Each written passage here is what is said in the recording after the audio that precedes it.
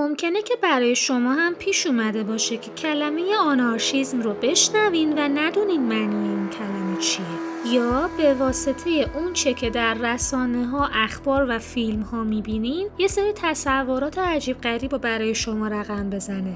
مثلا آنارشیستا هکرن، یا آنارشیستا یه سری نوجوانی هستن که با اسکیتبورد و اسپری رنگی از این سر به اون سر شهر میرن و روی دیوارها کارهای گرافیتی میکشن. یا یاد صحنه‌های فیلم وی فور وندتا و ماسکای گای فاکس بیافتید.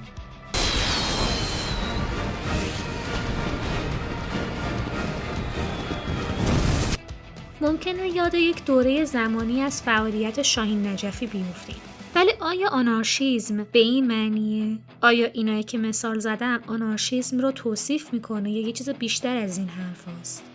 من سایه هستم و در این اپیزود از پادکست چنل با من مطالعه کن میخوام خلاصه یکی از کتاب هایی که در کتاب فروشی ها به راحتی میتونین پیدا کنین رو برای شما بگم. آنارشیسم نوشته کالین وارد. این کتاب 10 فصل داره و به راحتی میشه خوندش، متن ساده‌ای داره، تو تمام کتاب فروشی سراسر کشور هم هست.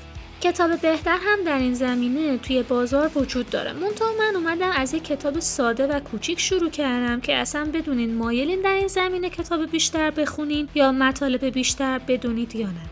پس من در این اپیزود علاوه بر خلاصه این کتاب یه سری نکات رو هم باز میکنم تا بهترین مفاهیم رو با هم متوجه بشیم. پس تا پایان این اپیزود با من همراه باشید.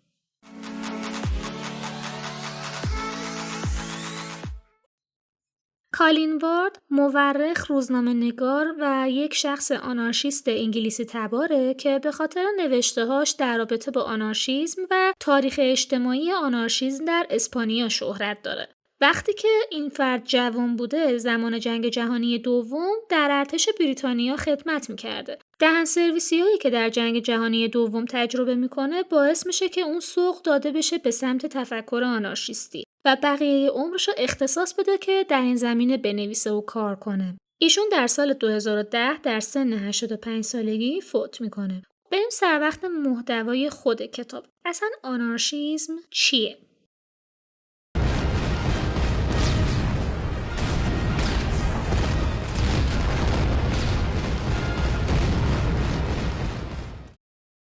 آنارشیسم یک فلسفه سیاسیه که خواهان جامعه‌ای بدون دولت و خواهان جامعه‌ای بدون سلسله مراتب یا کلاً اصلا بدون هیچ نوع ساختار قدرتی که اجبار کنه افراد رو.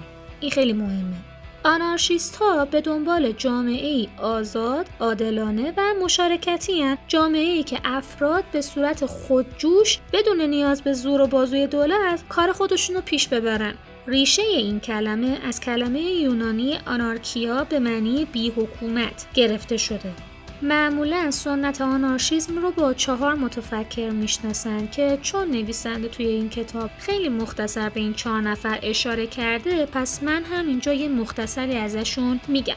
متفکر شماره 1 ویلیام گادوین که بین سالهای 1756 تا 1836 زندگی میکرد. گادوین به عنوان یکی از پیشگامان نظریه آنارشیسم شناخته میشه. زمانی که اون زندگی میکرده انقلاب فرانسه و انقلاب آمریکا رو از نزدیک دنبال میکرده. در اون دوره نظریاتش رو در رابطه با حقوق فردی، جامعه و دولت بیان میکرده و خیلی مفاهیم رو به چالش میکشیده. یه اثر داره به اسم ویرانگری دولت. توی این کتاب بر این باوره که دولت‌ها و حکومت‌ها منشأی برای ستم و اعمال غیرعادلانه به افراده و جامعه باید اون سیستم این که خودش اتوماتیک کار خودش رو پیش ببره، خود مردم با خودمدیری کارشون رو پیش ببرن، این سیستم باید جایگزین دولت بشه. این صحبت‌ها و حرفاش روی نسل‌های بعدی متفکرین این حوزه و اصلا کلا حوزه‌های دیگه خیلی اثر داشته. بریم سر وقت متفکر شماره 2، پیر ژوزف پرودون. پرودون رو به عنوان پدر آنارشیسم میشناسن. اصلا پرودون اولین کسی بوده که از اصطلاح آنارشیسم استفاده میکنه برای نامگذاری و توصیف افرادی که جزء این طیف فکری و جزء این گروه بودن. پرودون خب خیلی متعهد بوده به ترویج ایده های خودمدیریتی جامعه و کارگری خودمدیرانه و اینکه اصلا از اون نظام دولتی و نظام سرمایه‌داری فاصله گرفته بشه، ازش دور بشیم. پرودون در آثارش بر دولت، دین و سرمایه‌داری تاکید میکنه و تشویق میکنه که جوامع بدون این عناصر و به صورت خودمدیری شکل بگیرن و کار خودشون رو هم پیش ببرن. از دید پرودون، آزادی انسان در جامعه‌های امکان پذیره که خودمدیریتی و سیستم بدون دولت داشته باشن. یکم باید در مورد پرودون براتون بیشتر توضیح بدم چون یه سری نکات مهمی اینجا وجود داره. پرودون یه جمله معروفی داره، میگه که مالکیت دزدی است. این جمله یکی از شعارهای معروف آنارشیست هاست، حداقل یک طیفی از آنارشیست ها. حالا اصلا این شعار یعنی چی؟ منظورش اینه که مالکیت خصوصی، به ویژه مالکیت زمین و منابع طبیعی، منجر به نابرابری و استثمار میشه. بنابراین این طیف از آنارشیست ها معتقد هستند که این منابع باید به طور مساوی بین همه افراد توزیع بشه. Was ist die Sklaverei? Eigentum, ja, aber welches? سکانسی که الان مشاهده کردیم مربوط هست به فیلم کارل مارکس جوان، جایی که مارکس رفته توی سخنرانی پرودون و به عنوان یک شنونده اونجا حضور داره. بهتون پیشنهاد میکنم که این فیلم رو تماشا کنین چون هم به این بخش از صحبتهای من خیلی مرتبطه و همین که دونستنش کمک میکنه که یه سری خلأهای اطلاعاتی براتون پر بشه. ببینید حرف این گروه اینه که ما یک زمین داریم و این زمین برای همه ماست. شما نمیتونید این منابع رو به صورت انحصاری دست یه عده اقلیت نگه دارید و اکثریت انسان‌ها بهره ای از این منابع نبرن. زمین مال همه است، کره زمین به نام هیچ کس نیست و این منابع مال همه است. برای اینکه بهتر بتونیم این مبحث رو بفهمیم، من باید 2 کلیدواژه رو براتون باز کنم. مالکیت خصوصی با مالکیت شخصی خیلی شبیه همن ولی اینا یکی نیستن. این 2 کلمه خیلی با هم دیگه فرق دارن. چیزی که من توی دعواهای سیاسی توی شبکه‌های اجتماعی خیلی به گوشم میخوره، چه از طیف راست چه از طیف چپ، اینه که این 2 کلمه رو نمیدونن چیه و با معنیش آشنایی ندارن، خصوصا توی طیف راست. پس میخوام این 2 کلمه رو با مثال یه مقدار بازش کنم. وقتی داریم در مورد مالکیت شخصی حرف میزنیم، داریم در مورد چیزی صحبت میکنیم که مال ماست و حق ماست. این لباس منه، این مسواک منه، این لپتاپ منه، موبایل منه، ماشین منه. حالا یا به من هدیه داده شده یا خودم کار کردم خریدمش یا حالا به هر شکل دیگری، اینی که الان وجود داره یک کالای شخصیه برای مصرف خودم، مال منه. این مال منه، اون مال توه، درسیه که ما توی مهد کودک یاد میگیریم، چیز عجیب غریبی نیست واقعا. ولی وقتی داریم در مورد مالکیت خصوصی حرف میزنیم، اینجاست که یه مقدار اوضاع عوض میشه. چطوری؟ فرض کنین که من یه ماشین دارم. البته من ماشین ندارم، خیلی بدبخت‌تر از این حرفام. ولی بیایم فرض کنیم که آدم لاکچری هستم و یه ماشین دارم. این ماشین گوشه پارکینگ هم داره، خاک میخوره، هیچ استفاده‌ای هم ازش نمیشه. یه دوستی دارم که میاد پیش من و میگه که آره فلانی، تو که از ماشینت استفاده نمی‌کنی، بده من باش مسافرکشی کنم، یه پولی هم در بیارم دیگه، منم اینجا بیکار نباشم. یه رفاقتی، یه کمکی به من بکن. من میگم که آره داداش، حل، نوش جونت، اصلا این ماشین رو بردار. فقط هزینه استهلاک ماشین و اگر آسیب دیدگی پیش اومد، تعمیرات نیاز داشت، اینا دیگه هزینهش دست خودت رو میبوسه، یا حالا از اون درآمدت یک بخشی رو به عنوان استهلاک ماشین، تعمیرات و پول بنزین، از اینجا به بعد هرچی پول درآوردی نوش جون خودت، مال خودت، خودت درآوردی اون پول رو، من این وسط کاری نیستم. اینجا اوکیه، اینجا مشکلی وجود نداره. اتفاقی که توی مالکیت خصوصی میفته اینه که من میگم چون این ماشین مال منه و تو داری با اون نیروی کارت از ابزاری که من به تو دادم پول در میاری، از پول خودت باید یه سهمی هم به من بدی، غیر از اون استهلاک ماشین و تعمیرات و پول بنزین.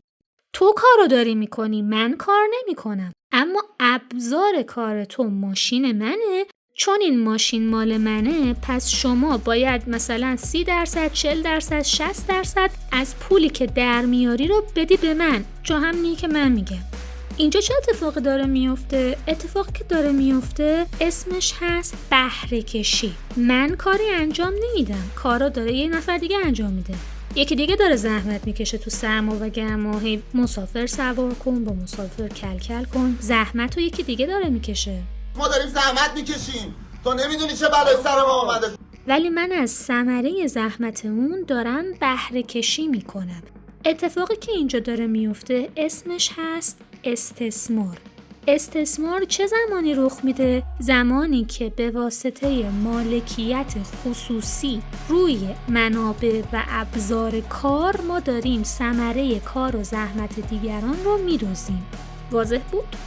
پس ما با مالکیت شخصی افراد کاری نداریم. لباس من، مسواک من، ماشین من قرار نیست اشتراکی بشه. قرار نیست به سبک کره شمالی همه مردم خلع مالکیت بشن، همه چیز بشه مال دولت و ما مستاجرهای دولت باشیم. اصلا قرار نیست همچین اتفاقی بیفته. پس این تصور اشتباهی که بین یه سری گروه ها رایجه و میگن این کمونیستا و آنارشیستا میخوان تا شورت و لباس زیر ما هم اشتراکی کنن، چرندی بیش نیست. اما اگر 1% از هر طیف سیاسی گروهی رو یا شخصی رو پیدا کردین که دقیقاً به دنبال همینه، یعنی میخواد هیچ مرز و حد و هیچ چی برای شما نذاره، مالک شما بشه، مالک همه جنبه های زندگی شما بشه، چه فکری چه مادی، من اگه جای شما باشم 2 تا پا که دارم هیچی، 2 تا پای دیگم قرض میکنم و الفرار، یعنی کلاه هم که هیچ، اگر کیف پولم هم در اون مکان بیفته من نمیرم ورش دارم. خلاصه اگر در چنین شرایطی قرار گرفتین فرار کنین. فرار خب خیلی خطرناکه یارو، اصلا ریسک نکنین با اون زیر یه سقف یا در یک محل بمونید. خطرناکه، واقعا خطرناکه.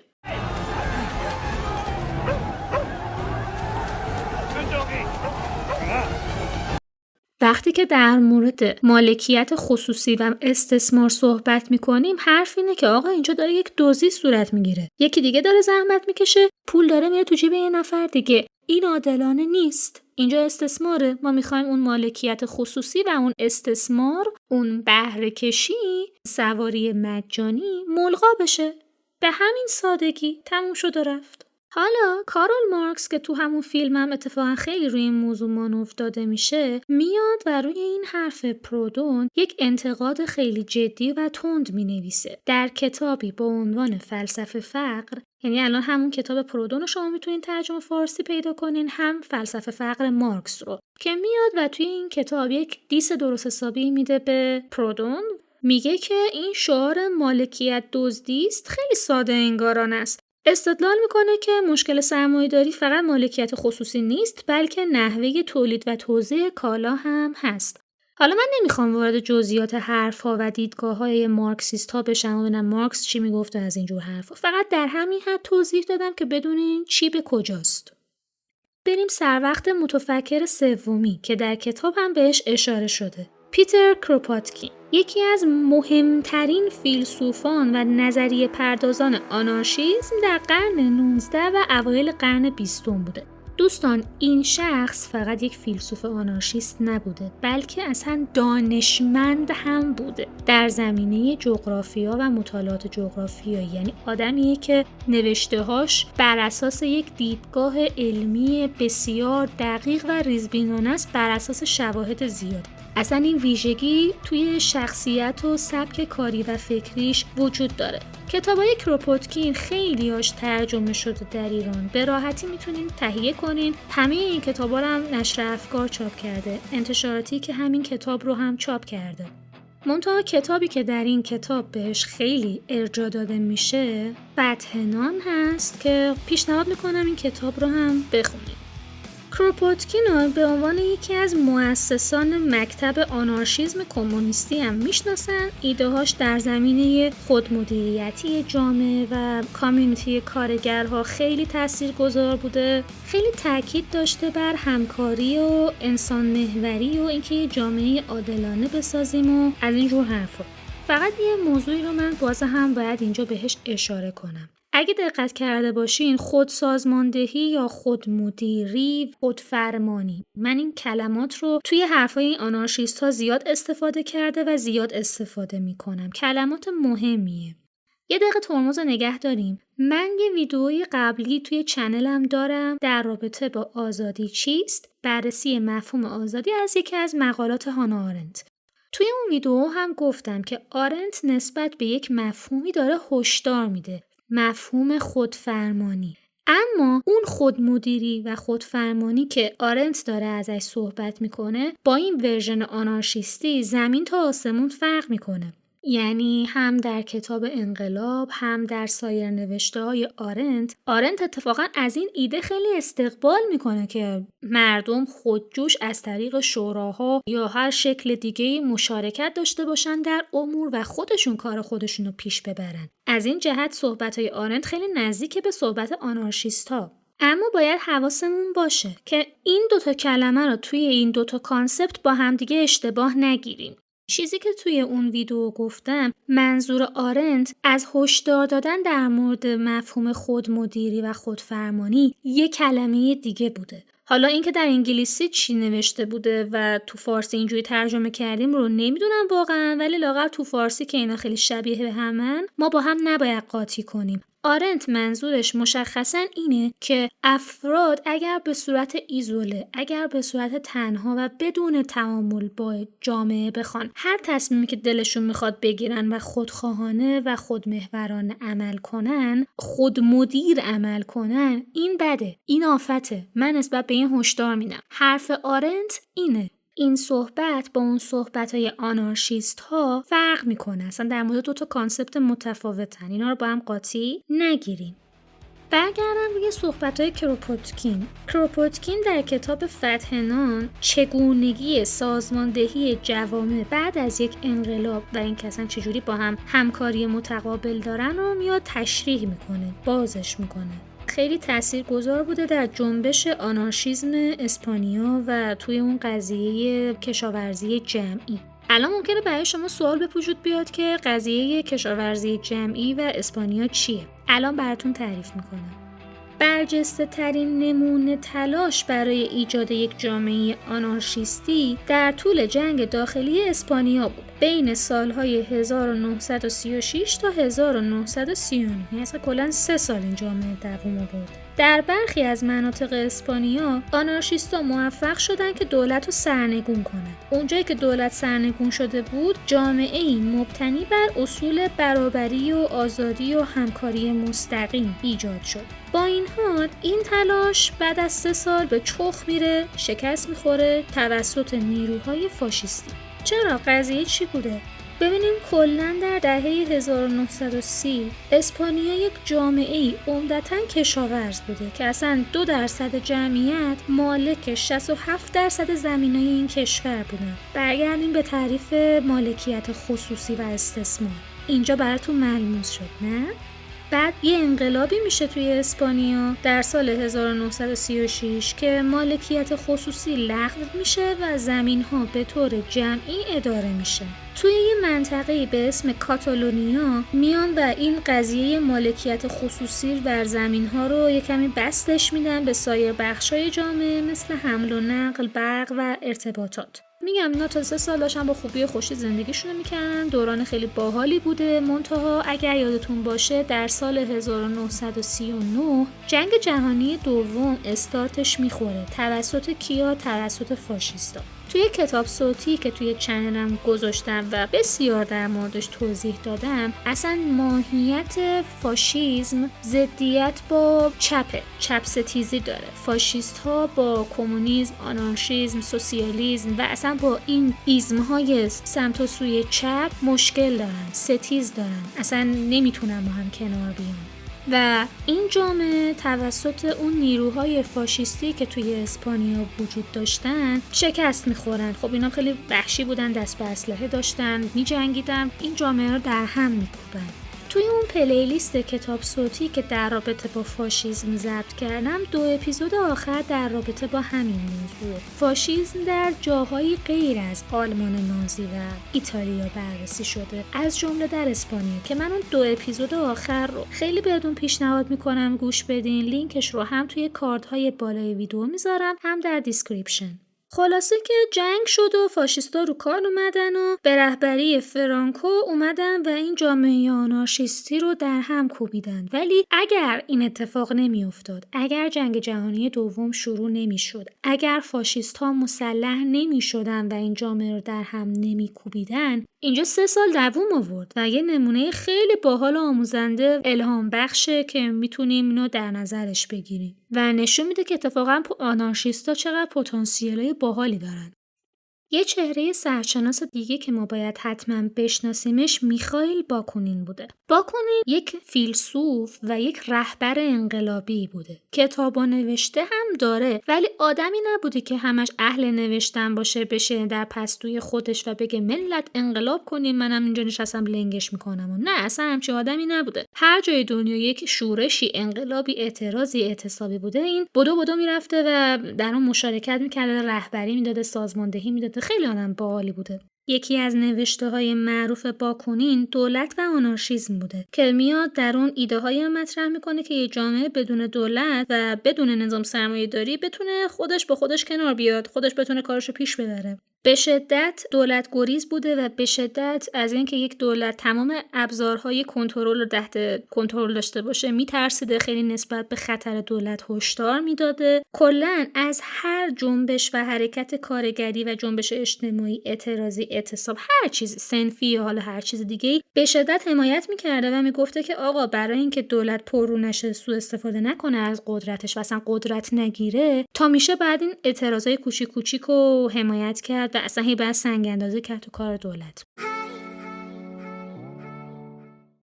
در یکی از فصل‌های کتاب نویسنده اومده گفته که آقا سیستم کیفری و نظام غذایی توی آمریکا یه سری باگ‌های جدی داره و آنارشیست‌ها اتفاقاً یه راه حل‌های خیلی کاربردی و به درد بخوری اینجا دادن. من میخوام این ایده‌ها رو اینجا بیام مطرح کنم. این ایده‌ها از کجا میاد؟ از نوشته‌های کروپوتکین. اگر یادتون باشه گفتم کروپوتکین خب یک دانشمند بوده. کروپوتکین یک بازه‌ای از زندگیشو توی گولاگ‌ها زندانی بوده. وقتی که توی زندان میفته یه مشاهدات خیلی جالبی داشته. میبینه که طرف به خاطر حالا فقر یا هر دلیل دیگه‌ای یه جرمی مرتکب میشه، میفته زندان، ولی وقتی که توی زندانه به عنوان محل تنبیه و محلی که قراره یاد بگیره دفعه دیگه مثل آدم رفتار کنه، اون جرم رو تکرار نکنه، اتفاقاً زندان دانشگاه جرم و جنایته. طرف با یه جرم خیلی ساده و پیش و پا افتاده میفته زندان و از زندانیان گردن کلفت و قدر میاد فن کوزه‌گری یاد میگیره و یاد میگیره که هم دفعه دیگه چه کارهای خفن‌تری انجام بدم، هم چیکار کنم که دیرتر گیر بیفتم. یعنی شما طرف رو با یک نیتی میندازین زندان و طرف با یک سمت و سوی دیگه از اون زندان میاد بیرون. کروپوتکین میاد این مسئله رو مطرح میکنه و میگه که اگر به جای زندان‌ها یه جاهای مثل کانون اصلاح تربیت داشتیم که اون مجرم میمد یه سری مهارت‌هایی رو یاد میگرفت، حالا یا مهارت کاری یا مهارت رفتاری که دیگه اون کار زشت رو تکرار نکنه، به مراتب خیلی انسانی‌تر و کم هزینه‌تر و مفیدتر برای جامعه تا اینکه ما یک بزهکار کوچیک رو تبدیلش بکنه به یه مجرم گردن کلفت. این مسئله توی آمریکا برای یه عده الهام بخش بوده. یه عده اومدن و واقعاً یه سری کانون‌های اصلاح و تربیتی ساختن که گفتن اوکی زندانی بذارین حالا با تعهد یا با پابند الکترونیکی بیاد بیرون ولی تو 4 دیواری زندان نباشه. زندانی هایی که برای جامعه خیلی خطری به حساب نمیمدن. وقتی که این کار کردن دیدن هم هزینه های زندان اومد پایین، هم احتمال اینکه اون فرد باز با یه جرم سنگین تر گذرش به زندان بیفته خیلی کمتره. دیدن واقعا این روش داره جواب میده. اما این تنها جایی نبوده که این ایده جواب داده. مثلا یه آنارشیست ایتالیایی هست به اسم اریکو مالاتسا. پیشنهاد میکنه که مگه نمیگه معتاد مجرم نیست، بیماره. خب پس ما نباید با معتاد جماعت به اسم مجرم برخورد بکنیم. اینا بیمارن، بر خدمات بهداشت و سلامت بهشون ارائه بشه. این حرفش باعث شد که توی زوریخ و آمستردام بیان و یه سری سیاست‌هایی رو بچینن که از اون طرف مثلا یه سری مواد رو با کنترل و نظارت دولت خودشون تحویل مردم میدادن. با یه سری سیاست‌ها توی زوریخ و آمستردام کاری میکنن که نرخ اعتیاد و جنایات مرتبط با مواد مخدر تا حد زیادی کاهش پیدا کنه. من یه مثال از ایران بزنم. نمیدونم اطلاع دارین یا نه، ولی ما قبل از انقلاب یه سری کوپن داشتیم برای تریاکی‌ها که افراد میمدن بر اساس نیازشون و مصرفشون یه حد استانداردی اون تریاک و دولتی تهیه میکردن. خب دست کارتلای مواد مخدر و ساقی‌ها این وسط کوتاه بود. اینجا باعث شده بود که خب اوکی یه سری بیماری که به این مواد احتیاج دارن، به این مواد وابستگی دارن، از اون طرف یه نظارت و کنترلی هم باشه که هر آشغالی به این افراد فروخته نشه. ولی بعد از انقلاب این قانون لغو میشه. خب از اونجایی که ایران به خاطر موقعیت جغرافیاییش نزدیک افغانستان و پاکستانه، به خاطر زمینی که داره خیلی برای کشت، پرورش خشخاش مناسبه، هم خودش هم کشورهای همسایه و انواع مواد مخدر دیگه، خب ما یه جایی هستیم که اتفاقا بیشترین مواد مخدر دنیا از ایران یا صادر میشه یا حداقل از ایران گذری رد میشه. این مسئله یه اثری هم رو جامعه ایران هم داره دیگه. خب توی سالهای گذشته ما خیلی میبینیم که بیشترین آمار اعدام در ایران زندانیان مربوط به قاچاق و خرید و فروش و تولید مواد مخدرن. اما ما این همه اعدام کردیم، این همه زندان انداختیم، این همه خانواده رو از هم پاشوندیم. آیا اعتیاد کم شده؟ آیا دسترسی به مواد مخدر تو ایران کم شده؟ بچه 15-16 ساله با خیال راحت در کسری از ثانیه نمیتونه وید بگیره یا انواع متاع دیگه. یه بازه زمانی این ایده توی ایران مطرح شده بود که برای این که اون انحصار رو و اون بحث کارتلای مواد مخدر راحت‌تر کنترل بشن، راحت‌تر باشون برخورد بشه و حداقل این حجم از اعدامی رو نداشته باشیم، یه بخشی از مواد مخدر لیگالایز بشه، قانونی بشه، دولتی بشه. ولی خب حالا اون ایده هنوز برمیگردم به متن کتاب. نویسنده میگه که آنارشیسم میتونه به عنوان یک منبعی برای ایده‌های اصلاحی تو اون سیستم جزا و کیفر توی اون کشور استفاده بشه. چرا میتونه مفید باشه؟ چون آنارشیست ها میان و روی ریشه های جرم، یعنی فقر و اعتیاد، روی اون ریشه ها، این ریشه رو درمان بکنیم تمرکز دارن، نه اینکه صرفا یه عملیات ضربتی انجام بدیم که صورت مسئله حذف بشه. برای همین راه حلاشون مفیدتر و کارآمدتره. یه فصل در این کتاب وجود داره به اسم انقلاب‌های خاموش. حالا کاتالونیا و اسپانیا رو به عنوان یک مثال موفق از انقلاب آنارشیستی مثال زدیم، ولی واقعیتش اینه که مثال دیگه‌ای نداریم بزنیم. قسمت مربوط به باکونین که براتون توضیح دادم و خاطرتون هست، اینجا خیلی مرتبطه. آنارشیست ها همیشه فقط تحت عنوان این که بیایم انقلاب کنیم، یک دولت را بیندازیم، یک جامعه آنارشیستی را بندازیم، آنارشیست ها همیشه فقط به این صورت خودشون رو نشون ندادن.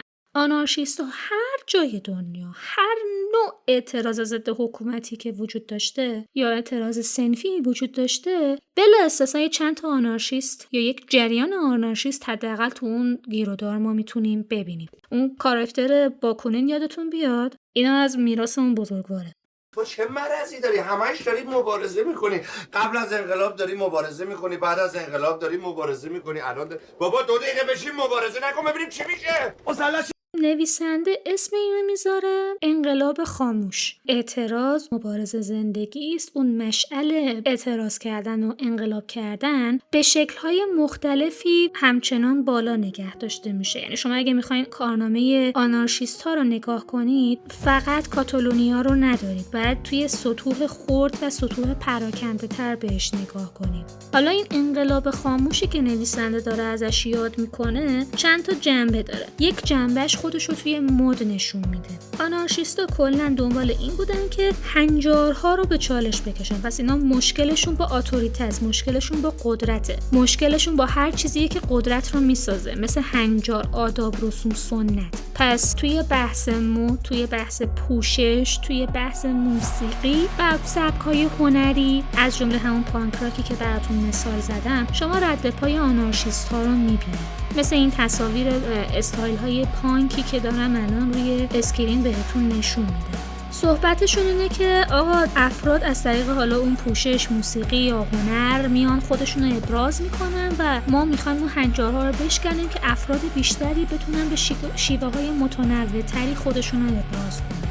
یه جای دیگه که آنارشیست‌ها خیلی حضور پررنگی دارن توی جریانات جنبش‌های فمینیستیه. اصلا ما توی آنارشیسم یک شاخه‌ای داریم به اسم آنارکوفمینیسم، آنارشیسم فمینیستی.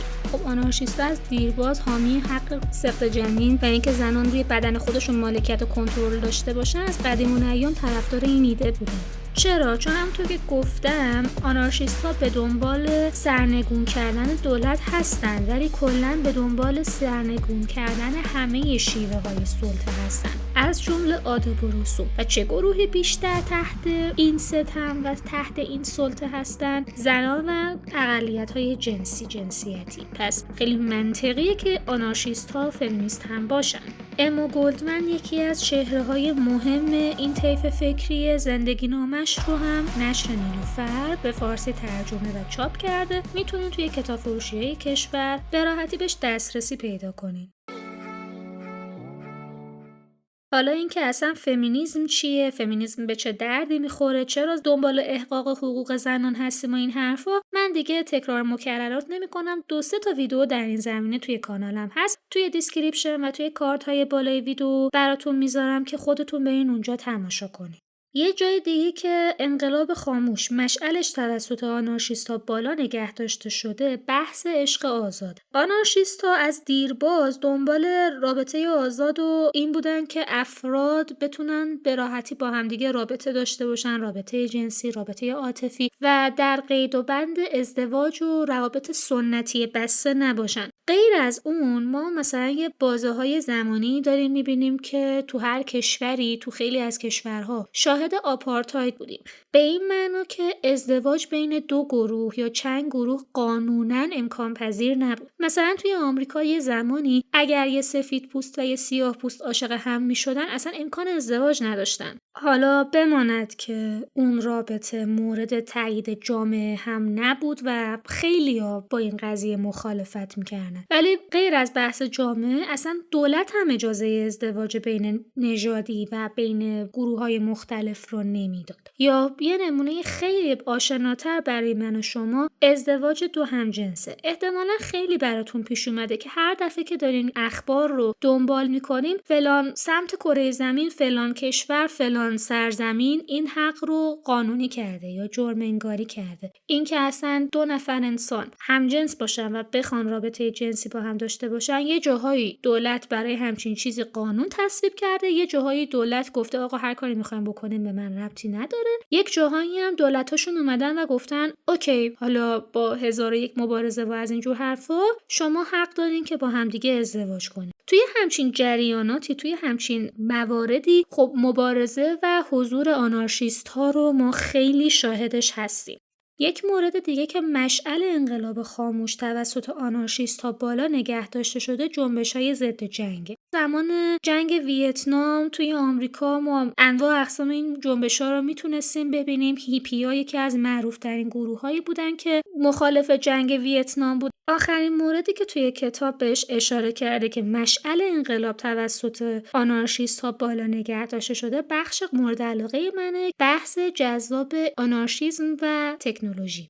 آنارشیست ها یا حالا اون ایده آنارشیستی که اقتدارگریز باشه، این ایده در تکنولوژی به جای خیلی باحالی ختم شده. همین اینترنتی که ما الان بهش وصلیم رو در نظر بگیریم. حالا بماند که اینترنت ایران رو به عنوان یک استثناء در نظر نگیریم، اینکه شما هر جای دنیا به هر جایی میتونی وصل بشی. اطلاعاتی که توی بایگانی شرکت‌ها، نهادها، اداره‌ها و سازمان‌ها بود واسه کسی به اینا دسترسی نداشت، شما الان از هر جای دنیا میتونید به راحتی با کمترین هزینه به اون اطلاعات دسترسی پیدا کنین. میتونین با انسان‌های خیلی وسیعی روی کره زمین ارتباط برقرار کنین، دوست بشین، از اخبار غیر رسمی و غیر رسانه‌های حکومتیشون مطلع بشین. ایده اینترنت، جهانی که همه با هم با کمترین هزینه به راحتی بتونن ارتباط برقرار کنن، پشت این تکنولوژی یک ایده آنارشیستیه. یا یه مثال معاصرتر بخوام براتون بزنم، فناوری بلاکچین، بیت کوین و کلاً رمز ارز هاست جناب ساتوشی که اومد و بیت کوین رو ابداع کرد، اصلا از اون به بعد بود که ما شاهد این دنیای کریپتو میریپتو بودیم. حرفش چی بود؟ حرفش این بود که بانک‌ها و دولت‌ها سرمایه‌ها و بحث مالی مردم دنیا رو دارن کنترل میکنن. ما باید از شر سلطه بانک خلاص بشیم. شاید 20 سال پیش اگر میگفتید آقا من یه جامعه‌ای میخوام که توش بانک نباشه یا میخوام بانک‌ها نابود بشه،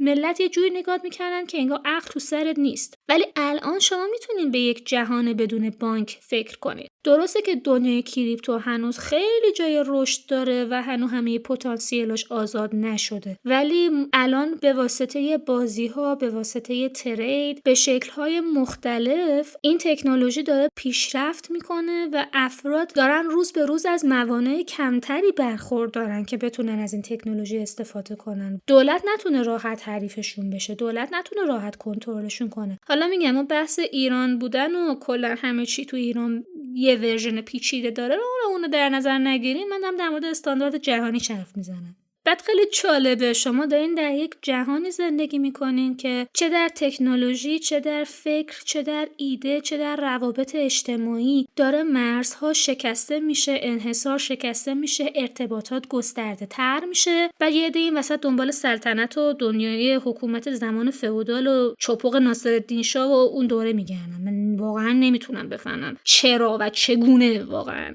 ولش کن، داغ دلم تازه شد، برمیگردم سر مباحث خود کتاب. یک نمونه دیگه که نویسنده خیلی داره روش تاکید میکنه جنبش‌های محیط زیستیه که چقدر آنارشیستا توی این جنبش‌ها فعالیت دارن و خیلی دغدغه محیط زیستی دارن. کلا میخواد بگه که انقلاب آنارشیستی چه آشکارا و چه پنهان خیلی نقش مهمی داره در اینکه جهان مدرن الان که داریم توش زندگی میکنیم شکل بگیره. اینکه این ایده ها و فعالیت آنارشیست‌ها عدالت بیشتری داره به همراه میاره، دنیا رو داره جای بهتری برای زندگی همگان تبدیل میکنه و میخواد بگه که آنارشیسم صرفا یه فلسفه سیاسی و یه شیوه حکومتی نیست، یه تأثیر زندگی روزمره داره، اصلا یه لایف استایل، یه شیوه شخصیتی هم هست، یک پرسونالیتی هم هست و از اینجور داستانا.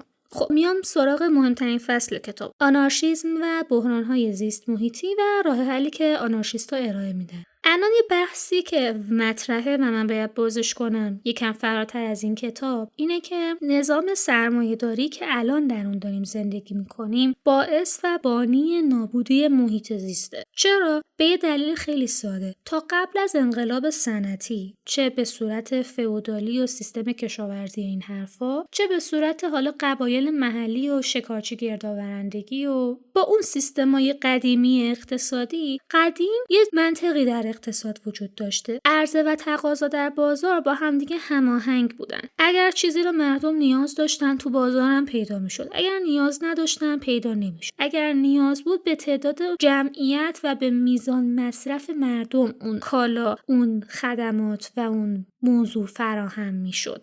اما از زمان انقلاب صنعتی و از این مسیر بخوایم پیش بریم، زمانی که دیگه استعمار و شکل‌های دیگه به وجود اومد، این ساختار عوض شد. چرا؟ چون توی اون ساختار نظام سرمایه‌داری، گفتم مالکیت خصوصی، حالا اون کارخونه ها و غیره، اون سرمایه‌دارها دارن بهره کشی میکنن از کار کارگران. اما برای اینکه این بهره کشی دوام داشته باشه باید چرخ تولید دائم بچرخه و به درک که داریم بیشتر از نیاز جامعه تولید میکنیم. ما تولید نمیکنیم که نیاز جامعه برطرف بشه، ما تولید میکنیم که بفروشیم که سود به دست بیاریم. پس به واسطه مد، به واسطه تبلیغات و سازوکارهای مختلف میان یه کالایی رو به میزان زیادی تولید میکنن یا کالاهایی که واقعا نیاز نداریم چرت و پرت تولید میکنن. از اون ور در ما احساس نیاز ایجاد میکنن که باید اینا رو بخریم، باید ما برای اینا پول جور کنیم، باید اینا رو بخریم و مصرف کنیم، حتی اگر واقعا فکر میکنیم که نیازی بهش نداریم باید این کار رو انجام بدیم. خب این چه تأثیری میذاره؟ این باعث میشه که با ایجاد نیاز کاذب تولیدی که داره انجام میشه بالاخره این سود سرمایه‌دار متوقف نشه. اما به چه قیمتی؟ ببینید ما در گذشته گفتم عرضه و تقاضا خودش با همدیگه سینک میشد، خودش با همدیگه هماهنگ میشد. در نتیجه ما میبینیم که توی هر منطقه با توجه به اون زیست بوم محیط زیست آسیب نمیبینه یا حداقل آسیب رو میبینه و مردم دارن مثل آدم زندگیشون رو میکنن. یه مثال خیلی دم دستی، قنات و آب انبار توی ایران. شما معماری توی یزد و کرمان و جای کویری ایران رو ببینین، الان شاید خیلی جاها غیر قابل زیستن باشه، ولی این همه سال آدما داشتن اینجا زندگی میکردن. چطوری؟ غیر از اینکه جمعیت حالا کنترل میشد از اینجور حرفا، مردم اون معماریشون و مصرف آبشون رو تنظیم میکردن با هر آنچه که در دسترسشون بود. بدون برق خونه هاشون رو خنک نگه میداشتن. آب کم است پس صرفه جویی میکردن. اما الان ما یک بحران زیست محیطی که توی ایران داریم اینه که مصرف آبمون مخصوصا توی بحث صنعت بیشتر از آبیه که در دسترس داریم. پس برای اینکه حالا اون کشاورز یا اون مصرف خانگی یا اون باغدار، استخردار یا هر چیزی بتونه به آب مورد نیازش دست پیدا کنه برای منفعت شخصیش، میاد هی چاه میزنه. چاه زدن زیاد سفره آب زیرزمینی خالی میکنه و این میشه بحران فرونشست زمین که تقریبا کل کشور در خطره. بچه‌هایی که رشته مدیریت یا شاخه‌های نزدیک به مدیریت درس میخونن با مفهوم توسعه پایدار آشنایی دارن. این بخش از صحبت من دقیقاً داره به بحث توسعه پایدار اشاره میکنه. برمیگردم به توضیحات مربوط به آنارشیسم.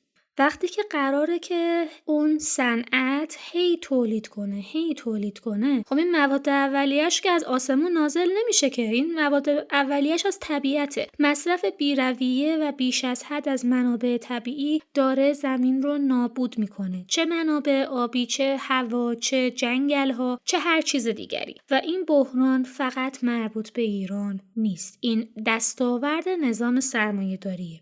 و آنارشیست ها خب اومدن یه سری راه حل هایی رو در این زمینه ارائه دادن. راه حل هایی که با انجمنگرایی، توسعه پایدار و خودمدیری تکیه کرده. چطوری؟ الان براتون توضیح میدم. یه فیلسوف محیط زیستی به اسم پیتر هارپر اومده و دو نوع سبک زندگی رو از همدیگه متمایز کرده. یه سبک زندگی سبز سبک و یه سبک زندگی سبز عمیق. سبز سبک مثلا میوه و سبزیجات ارگانیک میخورن یا خودروهای استفاده میکنن که با برق کار میکنن، از سوخت فسیلی استفاده نمیکنن، در یه سطح کمی حواسشون به محیط زیست هست. به اینا میگیم سبز سبک. یه لایف استایل دیگه داریم سبز عمیق که اینا افرادی هستن که از 0 تا 100 سبک زندگیشون با حداقل تولید پسماند و حداقل اسراف همراهه و کمترین ضربه رو به محیط زیست بزنه. مثلا میتونم لایف استایل خانواده گرتا تونبرگ رو بهتون معرفی کنم، ولی خب اون یه ورژن خیلی حاد و سخته. همیشه قرار نیست ما اینجوری زندگی کنیم. ایده های خیلی باحال‌تری هم برای زندگی هست. مثلا ما یه سری جاها داریم که شهرک‌ها و ساختمون‌هایی هستن که کاملا محیط زیست دوستن. یعنی شما توی اون ساختمون مثلا سینک ظرفشوییتون، اون لوله‌ای که آب رو به فاضلاب میبره 2 تاست. همه آب مصرفی شما به فاضلاب ریخته نمیشه. آب سبزیجاتی که میشورین، میوه‌هایی که میشورین، برنجی که پاک میکنین، میتونین یه جوری این کارا انجام بدین که توی فاضلاب نره. با آب کف و آب کثیف اینا با هم یک جا نره. اون آب بره یک بخش دیگه، بعد همه واحدهای اون آپارتمان، اون خونه، اون واحد مسکونی، اون آبی که همچنان قابل مصرفه و ضرر نداره برای محیط زیست، با اون آب چمنا رو آبیاری میکنن، گلهای ساختمون رو آبیاری میکنن، فضای سبزی به وجود میارن که هوای اون منطقه هم خنک میکنه، مصرف آب ساختمون کم میشه، اسراف آب کم میشه، اکسیژن و هوای پاک هم دارن اونجا برای خودشون رقم میزنن. بالاخره فضای سبز هم هست، روحیه خودشون هم باز میشه. بعد مثلا توی اون ساختمون سیستم گرمایشی یا برقشون تا حد زیادی با پنل‌های خورشیدیه که مصرف برق تا یه حد قابل توجهی خودکفا و هزینه برق هم توی اون منطقه کمتره. یه بخشی از زباله‌ها تفکیک میشه، زباله بازیافتی که میره بازیافت، زباله تر رو تا جایی که امکان داشته باشه باش کود درست میکنن، بازیافتش میکنن و برای همون فضای سبز استفاده استفاده میکنن. پس اون ساختمون و ساختمون هایی که توی اون بلوک هستن، تو اون شهرک هستن، با کمترین میزان آلودگی، با کمترین اسراف دارن دور همی زندگی میکنن. منتها خب اینجا یه کامیونیتی هم شکل میگیره دیگه، یه اجتماع گرایی هم شکل میگیره و هر واحدی که داره به این اصول و قوانین پایبنده و رعایت میکنه باید به هر حال یه جایی از مشارکت و اداره این ساختمون رو بر عهده بگیره، یه جاشو باید گردن بگیره. پس اینجا همکاری متقابل هم بین اهل محله یا اهل اون ساختمون هم به وجود بیاد. پس میبینیم که الان ما یک ساختمون، یک بلوک، یک محله ای رو داریم که میتونه خودکفا با کمترین میزان وابستگی به دولت یا حالا شهرداری یا هر اتوریته دیگه میتونه کار خودش رو پیش ببره و کمترین ضرر رو هم به محیط زیست برسونه. خب این مشخصا یک ایده آنارشیستیه. یه سری جاهای دنیا داره انجام میشه در سطح خرد، یه چند نمونه هم توی ایران داریم. پیتر هارپر استدلال میکنه که این سبک زندگی که من داشتم 3 ساعت توضیح میدادم، سبز عمیق اسمش، با الهام از اصول آنارشیستی برای مقابله با بحرانهای زیست محیطی طراحی شده و با همکاری و خودکفایی و تولید محلی تمرکز داره و اون وابستگی رو به سیستم‌های غیر قابل اتکا و بی‌دوام نظام سرمایه‌داری رو کاهش میده. من یه مثال دیگه اینجا میزنم. زمانی که کرونا بود، خیلی از کشورهای دنیا محدودیت قرنطینه رو اعمال کردن و کارخونه ها از کار افتادن، همه در خانه ماندند و از این جور حرفا. ولی چون ما در جهانی زندگی میکنیم که خب اقتصاد به همدیگه مرتبطن، یه سری محصولات توی یه کشور خاص فقط تولید میشه و یه سری کشورها فقط مصرف کننده هستن، زمان کرونا ما خیلی از این قضیه آسیب دیدیم توی یه سری از مناطق دنیا. یه مورد بامزه‌اش که میخوام مثال بزنم بحث کاندومه. بیشتر کاندوم های دنیا توی مالزی تولید میشه به خاطر یک ماده‌ای که توی این جزیره وجود داره و کاندوم رو از اون مواد میسازن. و اینطوری شده بود که خب اوکی، توی مالزی مردم رفتن تو قرنطینه، کارخونه کاندوم، مشخصا کارخونه کودکس، از کار افتاد و توی هلند یا توی انگلیس یهو مثلا اون بخش از دنیا کمبود کاندوم به وجود اومده بود، بحرانی به وجود اومده بود، قیمتش رفته بود بالا چون عرضه نبود ولی تقاضا براش وجود داشت. حالا ما داریم الان به مثال کاندوم میخندیم ولی قضیه خیلی جدی‌تر از این حرفاست. الان اگر یادتون باشه توی چین قرنطینه خیلی سفت و سخت‌تر دوام داشت و خیلی بیشتر و بهتر این ویروس مهار شد. حالا غیر از بحث سرکوب دولت و کنترل و دوربین شناسایی چهره، حالا از این جنبه پلیسی ماجرا اگر صرف نظر کنیم، تو یه سری از مناطق چین دقیقاً این اتفاق داره میفته. چین خودکفاه و منتظر این نیست که یک کالا و محصولش از جای دیگه دنیا براش بیاد و مردم به صورت محلی اینها رو تولید و مصرف میکنن. پس در نتیجه تو اینجور مناطق منطقاً قرنطینه خیلی راحت‌تر پیش میره، حداقل کشور به زانو در نمیاد. مثلا کروپوتکین در این زمینه قبلا توی زمان خودش ابراز نگرانی کرده بود در زمینه پایداری مواد غذایی و تاکید کرده بود که تولید مواد غذایی رو یه جوری محلی محور بکنیم بر اساس نیازشون، با حالا اون اصولی که امروز اسمشو میذاریم توسعه پایدار. برگردم به مثال چین، توی شهرهای چین 90% سبزیجات به صورت محلی کشت و مصرف میشن. این نشون میده که ایده‌های کروپوتکین نه تنها قابل اجراه بلکه در مقیاس بزرگ قابل پیاده شدن هم هست. خب من یه جمع‌بندی بکنم از همه حرفایی که تا الان زدم. آنارشیسم یک فلسفه سیاسیه که خواهان یک جامعه‌ای بدون سلسله مراتب، بدون اتوریته سرکوب و کنترل و سلطه است. کلا آنارشیستان معتقدن که این سلسله مراتب‌ها، این مذهب، دولت، هنجار، سنت، آزادی و برابری افراد رو محدود میکنه. اگر میخوایم برای جامعه‌ای عادلانه تلاش بکنیم، باید همه اینا با بولدوزر صاف بشه.